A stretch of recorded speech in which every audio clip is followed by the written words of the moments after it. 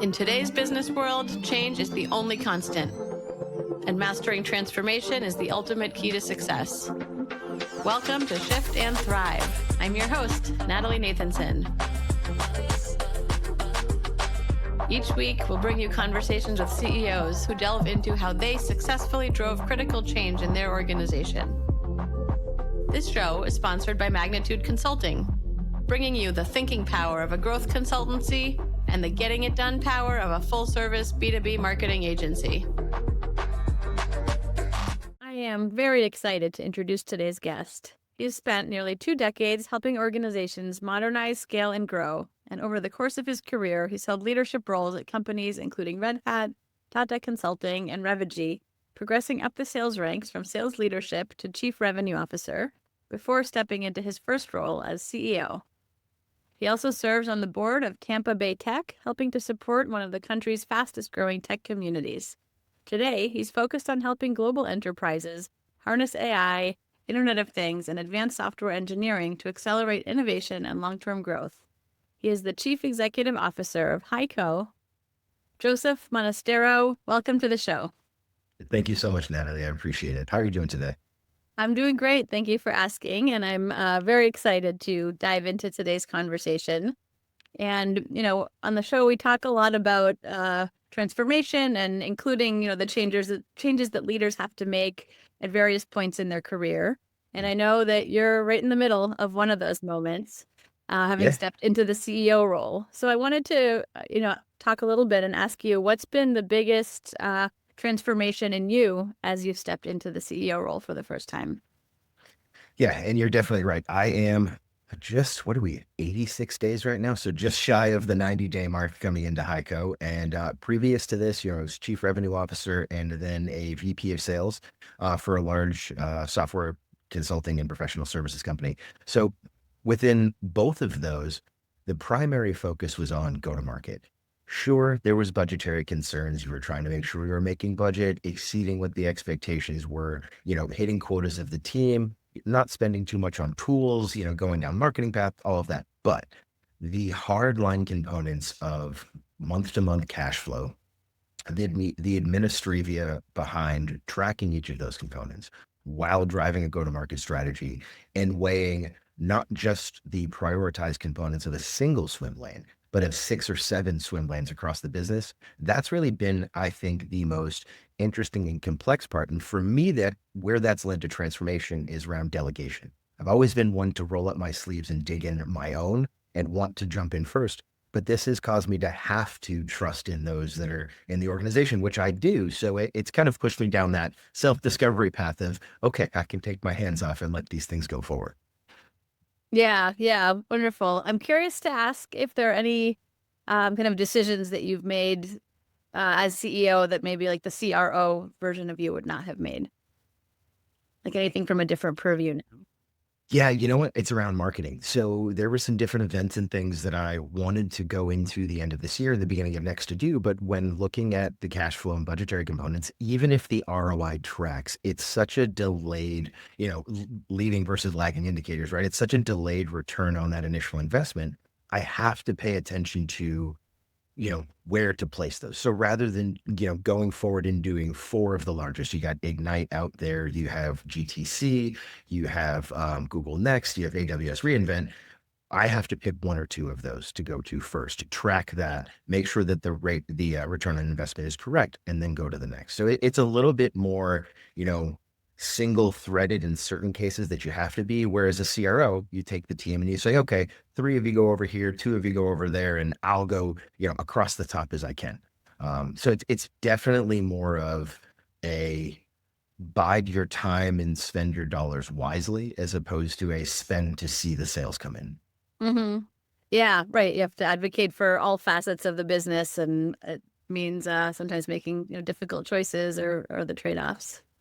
Oh yeah. I often say when someone's new in a role, you only get to be new once, and that is something that you want to take advantage of before you're kind of drinking the same internal Kool-Aid or whatnot.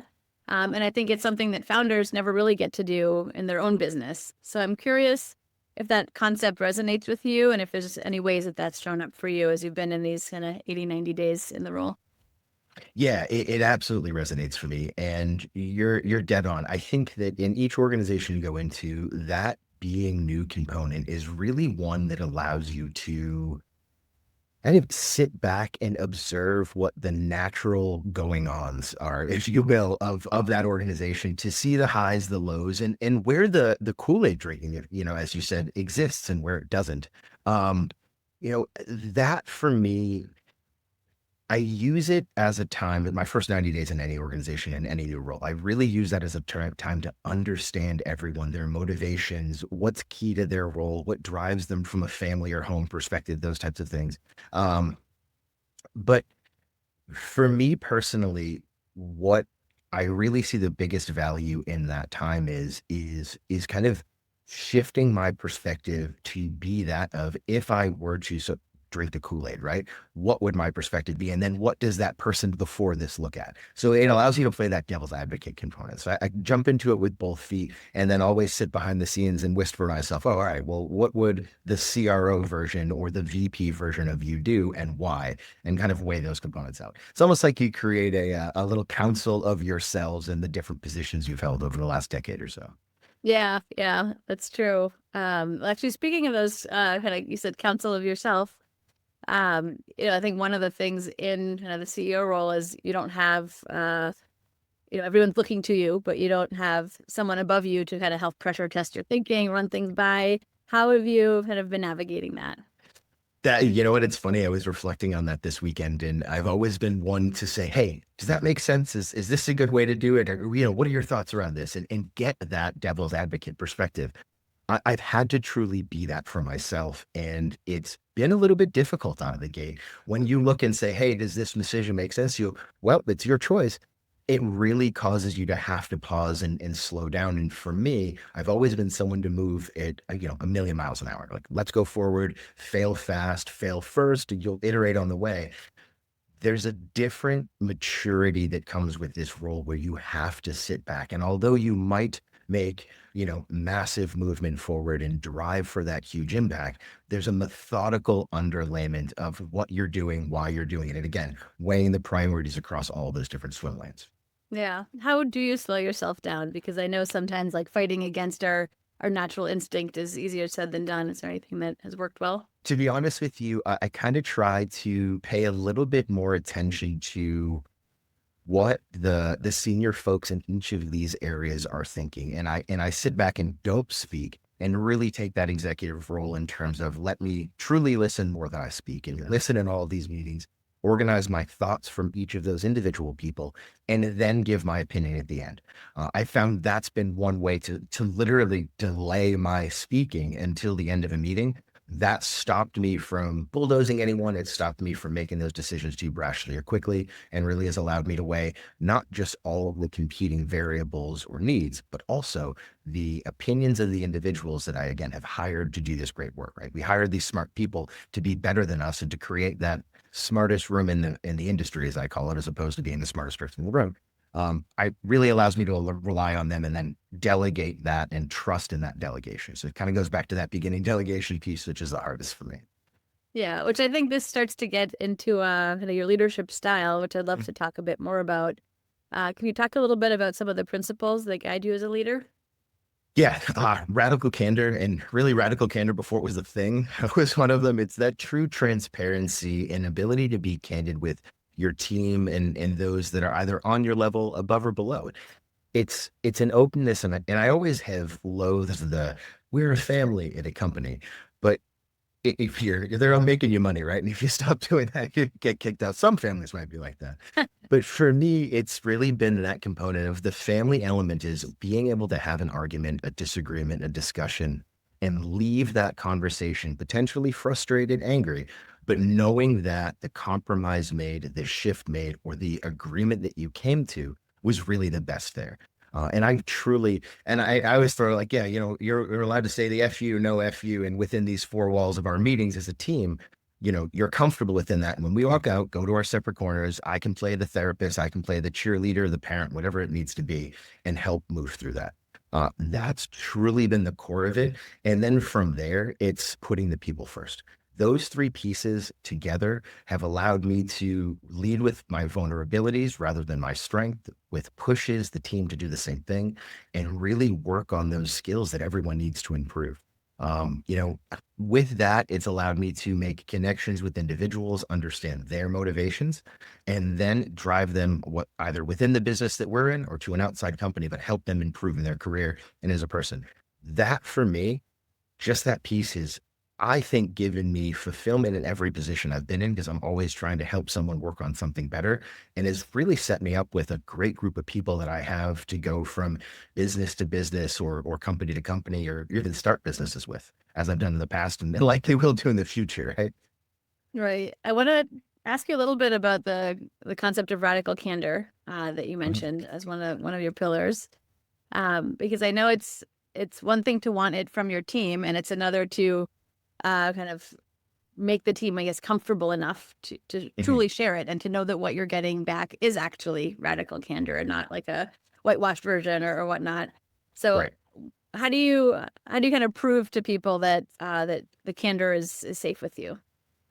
Yeah, I really think that ties into the vulnerabilities first mentality that I have with the team, and it's we all have strengths and weaknesses, and I always hated that question of, you know, what's your biggest weakness? So I turned it into a leadership tenet where I walk in and I share what my weaknesses are, what I'll rely on the team to do, what I will overstep with if I'm talking too much in a meeting or I, you know, overthink or overspeak. And we always had this thing of talking past the sale, right? We'd use it internally to joke with each other about, I get it. I get your point. You're talking past the sale, slow it down.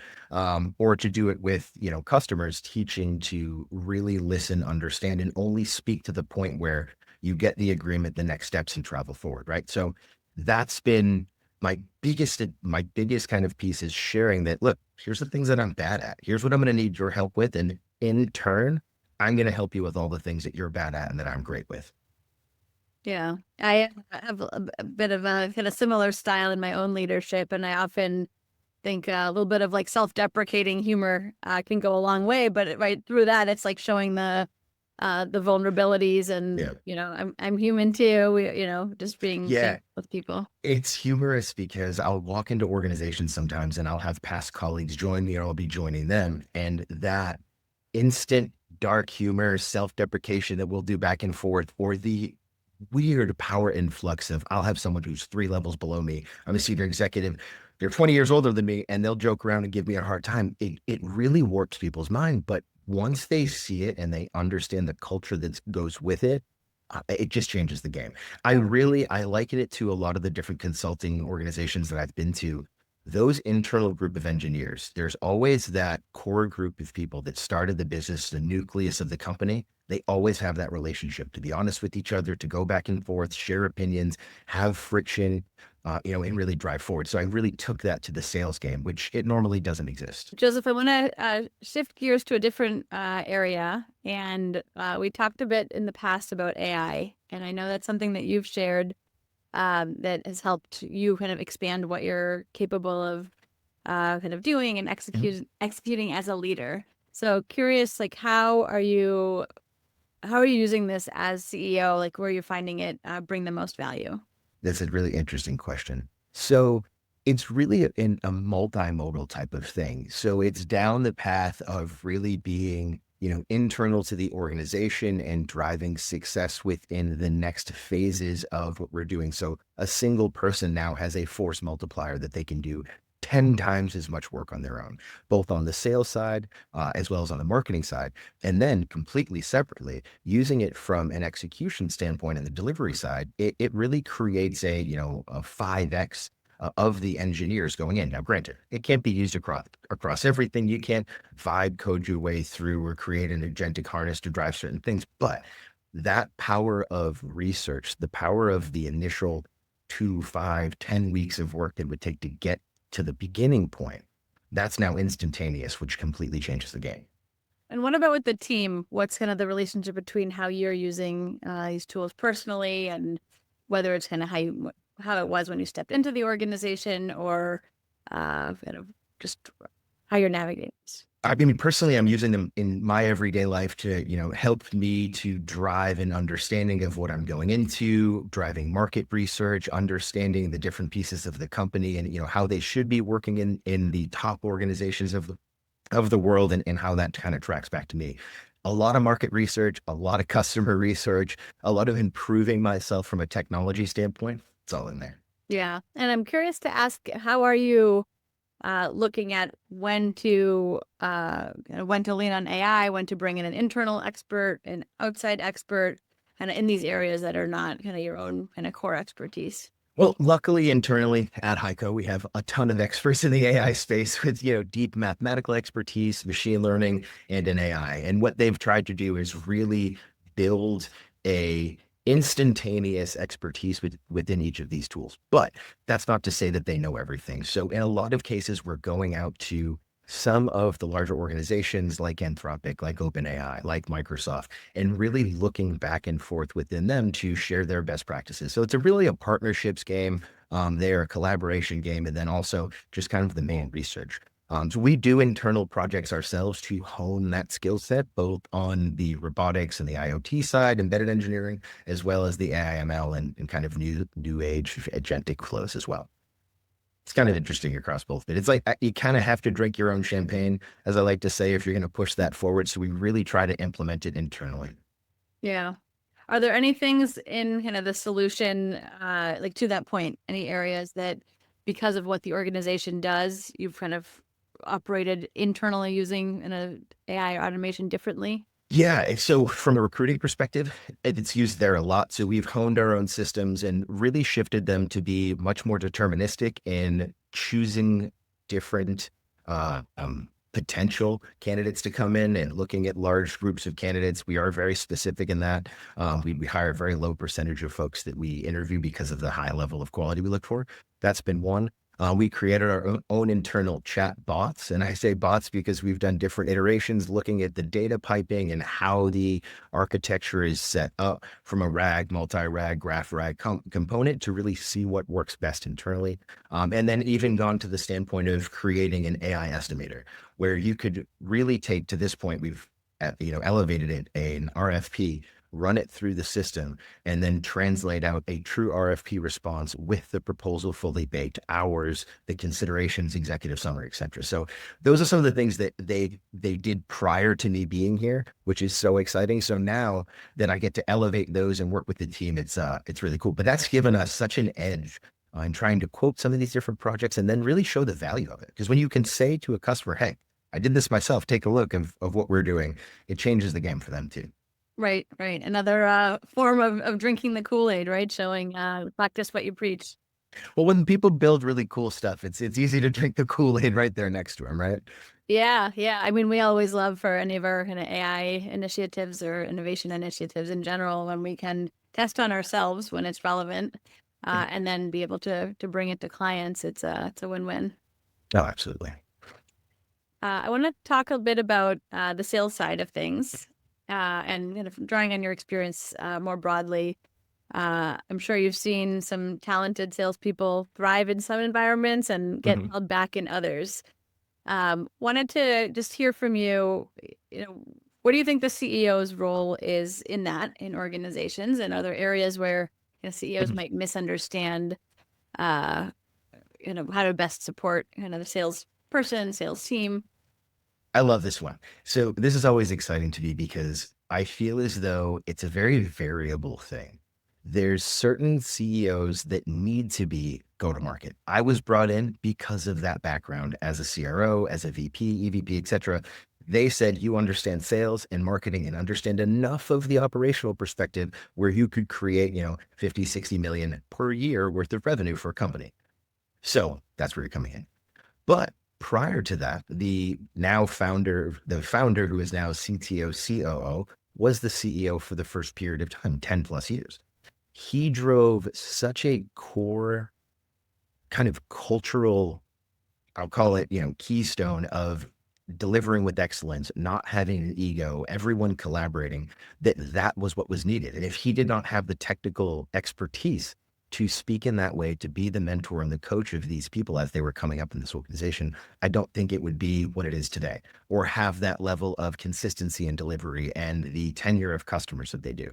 So I really think it really depends on the stage of the company and what type of organization it is. But at the end of the day, the key components to know about go-to-market is either you have to have someone that can ebb and flow and be variable with the changes in the market and doesn't get too stuck with an idea that they see it through to the point of failure in a very major way and can't iterate, but someone that doesn't pivot so quickly and panic that they're not able to make calm, calculated, small corrections to a plan so that they're still moving in a forward direction or the same path and continuing that momentum. So it's really, I know it's a small kind of sliver of people that I've seen be really good at this, but it's the adaptability, truly, the aptitude, and then that temperament of staying even keel. And one of my mentors used to say, even when the seas are rough, the captain is calm. And that was the biggest thing with CROs and VPs of sale,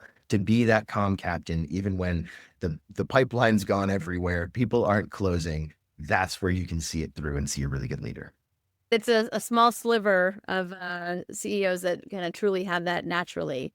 So what would you recommend? Like how should CEOs lean on go-to-market leaders to find that sweet spot? So not being kind of too agile, too much ebb and flow, but also kind of responsive enough to the market and not losing patience too quickly, let's say, to see something through. Yeah. I think it ties back to a lot of what I'm working on right now in the delegation component. If you bring in a go-to-market leader, whether it's a CRO, a head of sales, a VP of sales, or even your first AE, if they have experience, they know what they're doing in that space. Teach them your domain, about your organization, about your product, about your technology, your solution, why it's different. Arm them with that, and then trust them to go execute. That would be my biggest thing, because I think one of the biggest points of friction with CEOs and go-to-market is that the CEO has this vision that might be 10 years into the future. And I even see myself doing this with my head of sales now. It's kind of funny. My vision's 5, 7 years out, 2 years out. I'm trying to think and plan and what I need to stack operationally, organizationally, from a strategic perspective to get there. You want that person to be focused on, how do I get new customers in the door at the lowest cost possible? And where's my next PO coming from? If you can do that and you have someone focused there while you've given them that domain expertise and those differentiation elements of your company, that's the biggest win. So that would be my advice there. Have them focus on selling and give them the ammunition they need to go do it well. Yeah. I would say, like, in my side of go-to-market, really around marketing strategy and all of that, oftentimes it's the risk of a CEO being too involved or too uninvolved. And it's really about kind of coming in full force at the right time as those strategic decisions are being made, and kind of taking in all the analysis and information is leading to the recommendations.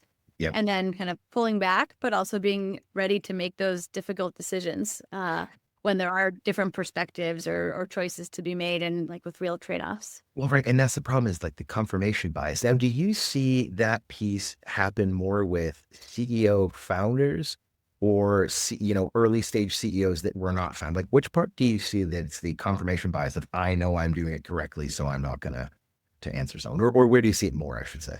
Yeah, I would say, founders, and I'm sure I've been guilty of this myself, is right. It's the business is your baby, and you've done things a certain way. And so you have to have a certain level of self-awareness and willingness to let go, to kind of put those decisions in other people's hands. But, to the point of some of what you were talking about earlier, the business can't grow and evolve if you're not putting a trust in other leaders and saying, you know what, I've spoken my mind, but like the decision should still be theirs. Hey, this is Natalie, your Shift and Thrive host. After chatting with lots of CEOs, one thing is crystal clear. Leveling up your company means having a killer go-to-market strategy. That's what my crew at Magnitude Consulting does every day. If you're trying to step up your marketing game, whether it's strategizing, accelerating your pipeline, expanding into new markets, or getting into AI and automation, let's talk. No pitch, no pressure, just good conversation. Visit shiftandthrivepodcast.com/Natalie to schedule a time. Can't wait to connect. I want to talk a bit about the sales role or function in the world of kind of AI and changing buyer behavior. So what do you think is shifting in that landscape? So I love this question because it's something that's been really shifting already from like a tectonic plate perspective since I would say, the late 2000s, like 2009, 2010, with the first economic crash there, you saw this pullback of salespeople and a lot of folks going primarily remote and then changing that, okay, I'm not going to talk to a salesperson or call someone until I've had enough research. Then as we shifted into like the 2015-16 timeframe pre-COVID, it really started going that way with the power of the search engines, how much was out there from the G2 perspective and the crowdsourcing perspective and information. Finally, with COVID, where everyone was remote, it really went to I'm going to do 90% of my research as a customer and before I say anything to a vendor. And that was one of the biggest things I struggled with as a CRO was making that information available enough that people looked at it, but not so available or not so gated that I, couldn't get them to fill out a form and it was not too many, needed things or that they didn't, have any interest and got exactly what they needed out of it. So that was the interesting piece there. Now with AI, I think two things have happened. One, people rely way too much on the answers that AI gives because it is a probabilistic element, right? An LLM is not specific. It can miss the mark immensely. I always love the meme that goes around with the guy asking if the mushroom is poisonous and he eats it. And he's like, oh, I'm sorry. I made a mistake. That's not a poisonous mushroom. But it's that component of there is certainty that is false. And there is also a ton of information over available now that is true. So it really empowers the buyers to be very astute with what they're looking for in one case. And then the other thing is it makes them assume things. What I've always tried to do now is come into a sales conversation and reset what the expectations are of the conversation and what people know. Always had the customer speak first to begin with prior, but now it's, hey, what did you learn about us? Where did you search this from or where did that come in? Starts to be more of a primary question rather than oh, great, it went this way with our marketing material. They came in this channel. Now it's more of a selling question than it is just how do we acquire more customers? I like that that question of kind of what do you already know about us? Kind of what have you heard? Because I think it's a very kind of transparent and healthy way to start a conversation, whether it's kind of, we'll actually hear some different things you might not have heard, or, if it's related to competitors, but you can, I think, really learn a ton from that. The one other really interesting way that it's changed it is from a website, from a marketing, a go-to-market, social media perspective. It's now changed from just straight SEO to you're trying to optimize for AI. You're trying to optimize for what ChatGPT or Grok or the latest model is pulling from the web. So the keywords and different elements there, that's from a marketing. I don't know if you've seen that specifically too and what you're looking at, but that's really shifted from the tech side of what terms am I using that these AI elements are going to pick up? What's interesting or almost, to be honest with you, it's kind of like corporate clickbaity type of face of how am I going to get these engines to recognize me as really the prominent person to pull forward for this. Yeah. Well, and I think the nice thing is, unlike the early SEO days where search engine optimization, when, people would try these like black hat tactics, like putting white text on a white screen and, keyword stuffing and all of that. I think the way the kind of generative engine optimization is working is a lot more kind of authentic, right? If you are truly in these conversations, if you're bringing value into the content that you're putting out there, those are the kinds of things that ultimately are helping. So I find it's kind of the right companies getting rewarded. Now it is still harder for smaller companies to have the same kind of visibility and footprint, but that's where it's putting the right things forth. No, absolutely. And I totally agree with you. It's the people get rewarded for it that are going to do it the right way. And it's almost like with the use of AI overall. And I see this as a business and as consumers out in the world. I think there's going to be two swaths of people, like one major divide, right? Those that rely on it and use it almost as a crutch in their day to rewrite their emails, to, route their day and, optimize everything. And then those that are going to use it as a force multiplier. For me, it lets me do 10 times more in a given day, which is good because, being a CEO now, there is that much more that you have to do, but it lets me do 10 times more and get to the answers that much faster. And if it's not that I get 100% of the answer, I'm at least directionally correct, and it kicks the conversation off midway through. Rather than having to explain the challenge over and over again to 5 different groups of people, you can now focus directly on solving whatever that challenge is because there's already, there's consensus there, which has been really great. But it's interesting to see that divide exist from a corporate perspective as well, how organizations are shifting of how they drive their products out, and those that are using it as a hype cycle of, oh, I have AI across every product in my portfolio now. Yes, for sure. I have one other question on the sales side that I have been curious to ask you. And I think, oftentimes the CEO might hear, in some organizations, might hear a cleaner version of reality than kind of what the sales team is experiencing day to day. So what would be your advice around how can a CEO get kind of as close to the truth as possible of like what's truly happening? Yeah, I honestly get on the ground and sell with your team. I have always done that in all of the positions I've been in. And I've held everything from pipeline development before it was business development when I was just, making 180 calls a day. That was fun. But driving that all the way up to being that chief revenue officer and now CEO at every level through.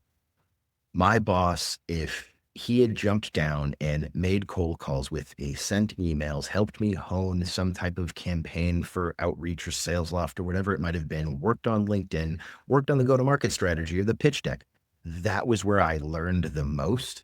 And it was where he was really able to drive his forward thinking into my mindset. So it was kind of like a coach mentor moment. It was a collaboration moment. And then it was not really like a bond, like a professional bonding of like, hey, here's the direction we both should be headed. Do you now understand it with my hands on it and you do it the right way? So as CEO, it's again sharing that domain expertise. If you're able to get with your sales team, share your domain expertise and help them understand why you're in that ivory tower, as they may look at it, right? And not doing the grunt work that they see themselves doing in certain cases, that you have this expertise and this wealth of knowledge and wisdom that you can impart upon them, then you'll start to see what they're missing, where the kinks are, where the weak links are in the chain, and help them fix that.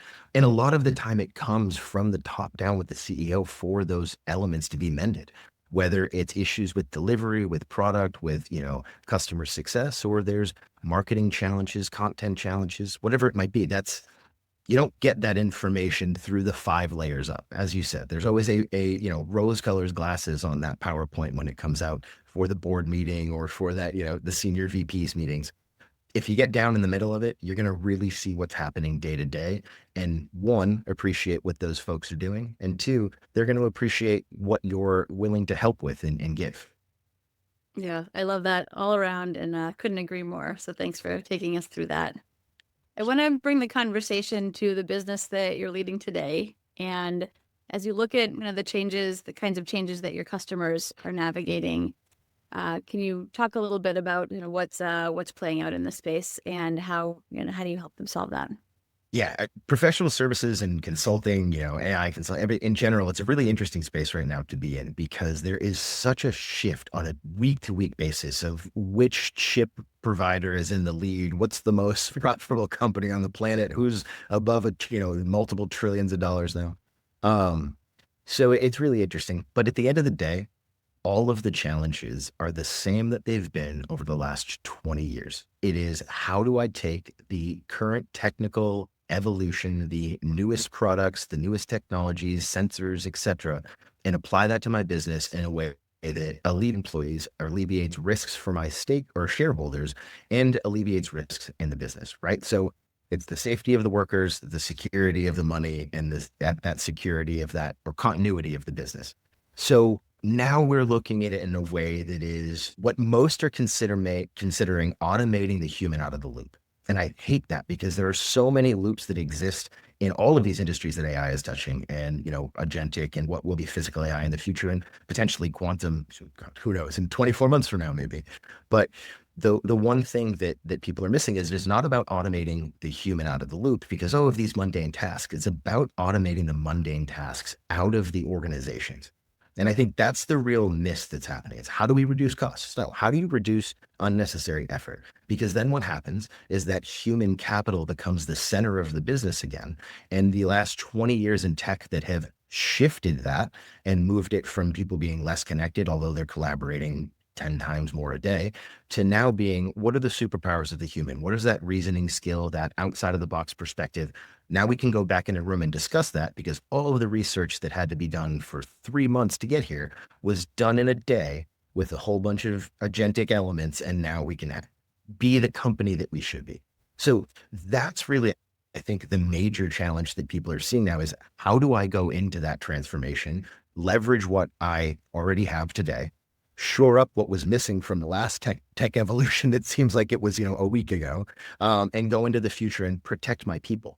So pushing money back into the business to basically grow it through the people that are there again, rather than through trimming overhead and costs and things like that.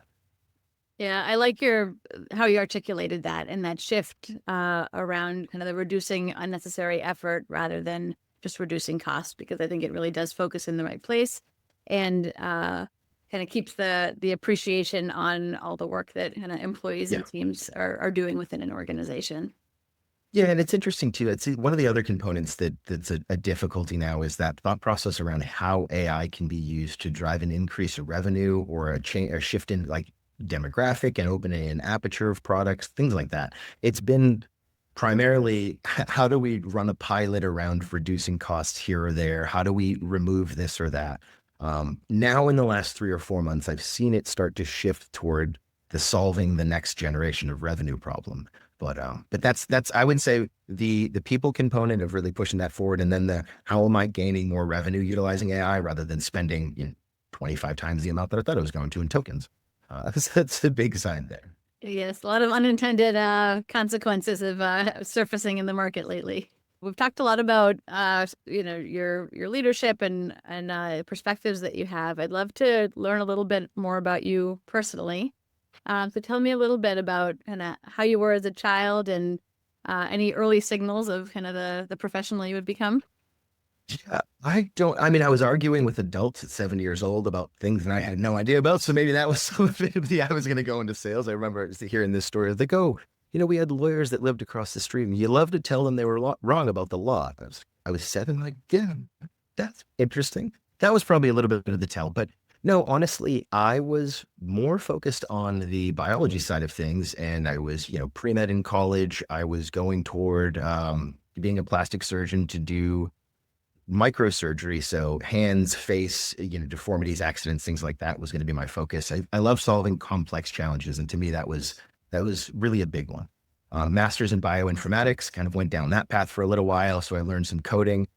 I honestly had no idea that I would jump into this world, but I'll tell you, the one thing that kind of always rang true through my childhood and in is, my father was always in technology and in sales and in that space.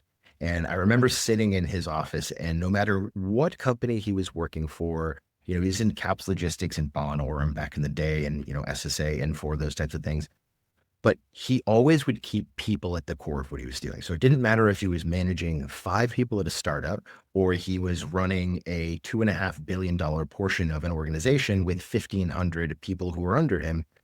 It was always, how do you get your people paid correctly? How do you get them treated correctly? And how do you keep compassion in that space?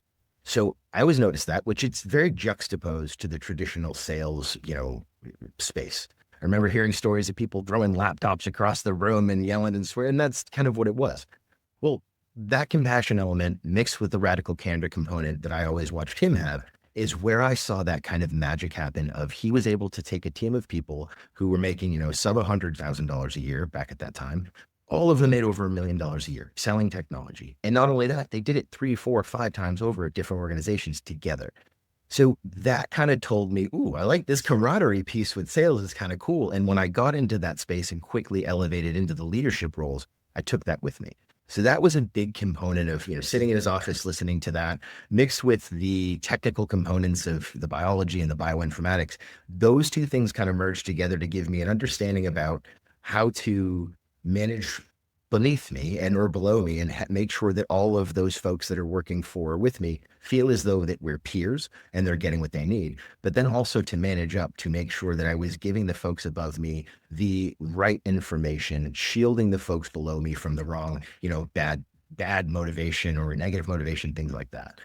So I'd say those are kind of the big components there that drove that. And I got to spend a lot of time with those different companies and a lot of salespeople. So it was fun to see the appreciation when they felt like they were seen for the effort they were giving, as opposed to just as you did or didn't hit your number as a binary. I love all those lessons that you got from your dad. Are there any specific kind of stories that come to mind? Oh man, there's a whole bunch of them. I think one of the biggest ones. So he was early, and this is interesting because it's kind of like a life realization moment of the things that matter are big. And this is back in 2001, like the whole kind of 9/11 thing happened. He was an early entrepreneur, or he's an entrepreneur, and he's an early kind of startup person in a large company that was about to go public. He'd had a falling out with the leaders there and had a little bit of an ego on him at the time. He was younger. So he was home and the stock came out and it was worth some exorbitant amount of tens of millions of dollars on paper. And I watched him sit there and he was, upset about it and worried about it and that type of thing, but it didn't last long. And then ultimately, a couple of weeks later, that tragedy had existed, but he should have been traveling on those planes. He was always on that route back and forth. So it was kind of that moment of him sitting back and saying, see, look, this is why I am the way that I am. The business matters, the money matters, all of this. But if you move outside of that humanity, that compassion component, and you just focus on the business side, like it's a spreadsheet, things get missed. You end up doing things you shouldn't. And then events like this happen and you're like, oh, if I only would have, I wish I could have done that. And it's, that was a big piece there that taught me a lot about keeping that compassion and humanity in play, especially when a major accident like that happens. And then,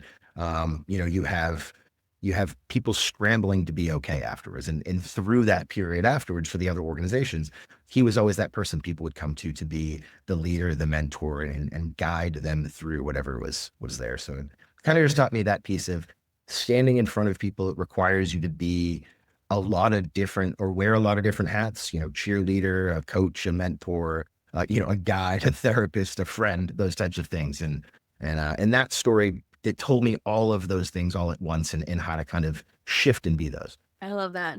And it's a great segue into my last question, which I like to ask every guest. And that is, what is the best piece of advice that you've been given that shapes you today? There's so many, but I would say the core is to be your genuine self. It might take a minute to get there. You might have to get comfortable with the people around you before you have that vulnerability. But if you don't lead with that early on, if you don't show people who you actually are, you never give them the ability to recognize your potential and then drive that forward with you. It's always this unknown, this kind of unspoken thing behind the scenes that nobody knows, right? That is great advice and a wonderful place to close. So thank you for that. And if listeners want to get in touch, what's the best way to reach you? You can get me at joseph.monastiero at HiQo-solutions.com, but that's super complicated. So you just look me up on LinkedIn. It's linkedin.com/jmonastero1 or just Joseph Monastiero on there, and you can find it very quickly. Thank you so much, Natalie, for having me today. I really appreciate the conversation, and I do talk a lot, so I appreciate you listening to me ramble a little bit about some cool things and taking the highlights out of it. Yeah, I've loved it, and thank you. And I love so much of what you shared and hearing about the shift into the CEO role and what different lenses that brought. Your approach to not needing to have every answer, right, but building a strong team and trying to. It's definitely a hard thing too. I love having every answer. It's definitely not something you can do in this role. So that's a muscle worth building as well. So thank you so much for that, and thank you also to everybody that's listening. And if today's conversation sparked something for you, please pass it along to another leader, because we know that insights and stories like this fuel fresh thinking and help us drive real transformation in both our companies and in ourselves. So thanks again, Joseph. And this has been another amazing conversation on Shift and Thrive. I'll see you all next time. That's a wrap for this week's episode. For show notes and more, visit shiftandthrivepodcast.com. A special thank you to our sponsor, Magnitude Consulting, bringing you the thinking power of a growth consultancy and the getting it done power of a full-service marketing agency to help B2B companies fuel their growth. For more information on Magnitude and to get your complimentary transformation readiness assessment, visit magnitudeconsulting.com/getready. Thank you so much for listening. We'll see you next week.